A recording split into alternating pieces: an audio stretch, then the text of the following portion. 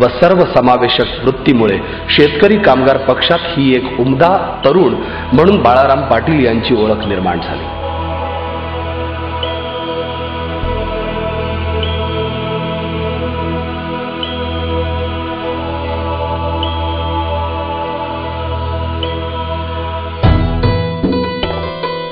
त्यांच्या या समाजसेवी वृत्तीमुळे पक्षश्रेष्ठींनी त्यांच्यावर तालुका चिटणीस पदाची जबाबदारी सोपविण्यात आली। पक्षश्रेष्ठींनी दिलेली ही जबाबदारी लीलया सांभाळत आणि पक्ष संघटन कौशल्याची प्रचिती देत शेतकरी कामगार पक्षाचा वारू वेगाने दौडत ठेवला। याच दरम्यान जेव्हा पंचायत समितीच्या निवडणुका जाहीर झाल्या त्यावेळी नावडे विभागातून बाळाराम पाटील यांच्या नावावरून साऱ्यांनीच शिक्कामोर्तब केलं। या निवडणुकीत माजी आमदार दत्तूशेठ पाटील व आमदार विवेक पाटील यांच्या मार्गदर्शनाखाली बाळाराम पाटील यांनी दैदिप्यमान यश मिळवले आणि 14 मार्च 1997 रोजी ते पंचायत समितीच्या सभापतीपदी विराजमान झाले।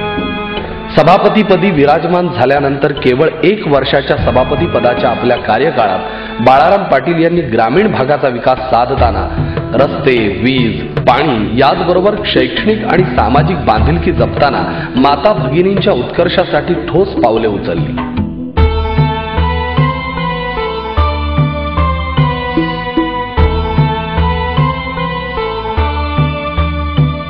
निसर्गाच्या लहरीपणामुळे ग्रामीण भागातील शेतकरी हवालदिल झाला होता।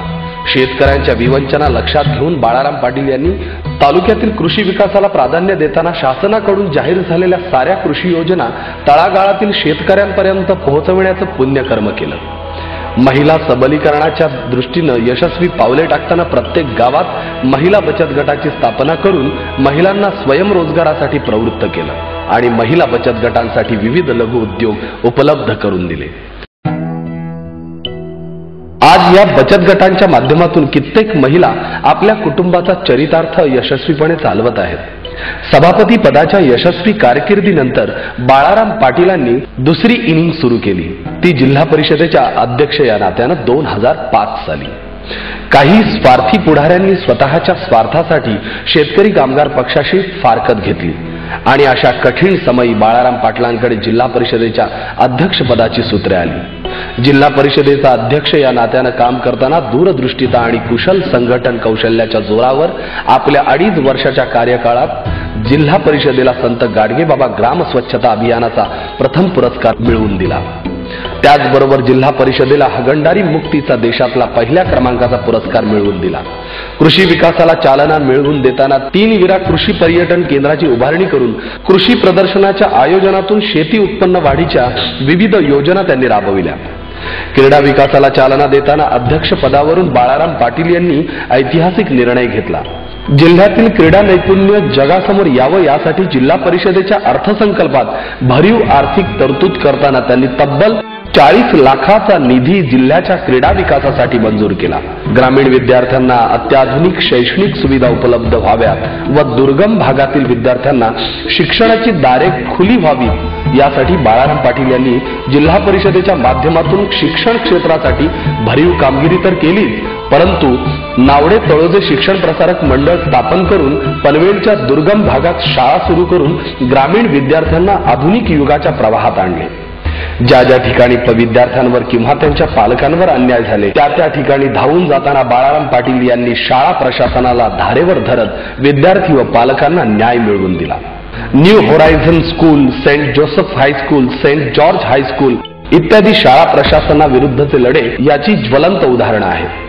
हे सारं करत असताना प्रकल्पग्रस्तांच्या प्रश्नांबाबत आमदार विवेक पाटील यांच्या खांद्याला खांदा लावून लढताना बाळाराम पाटील यांनी ऊन पावसाची वा तहान भुकेची तमाही केली नाही। शेतकऱ्यांना उद्ध्वस्त करणाऱ्या SEZ, व्हिडिओकॉन सारख्या प्रकल्पांच्या विरोधात पोटतिडकीनं लढताना भूमिपुत्रांचे यशस्वी नेतृत्व करून त्यांचे अश्रू पुसण्याचे काम बाळाराम पाटील यांनी केले।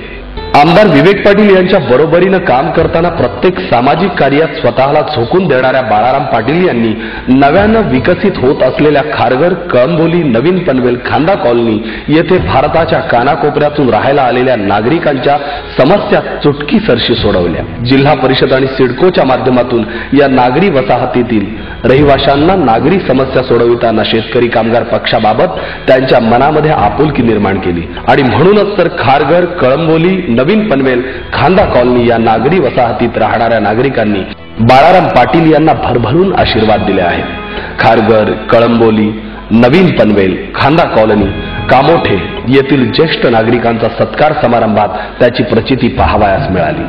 निस्वार्थ बुद्धीनं जनतेची सेवा करणाऱ्या या जनतेच्या सेवकाला येत्या विधानसभेच्या निवडणुकीत आपण प्रचंड मताधिक्यानं विजयी करून पनवेल तालुक्याचा सर्वांगीण विकास साधण्यासाठी कटिबद्ध होऊया।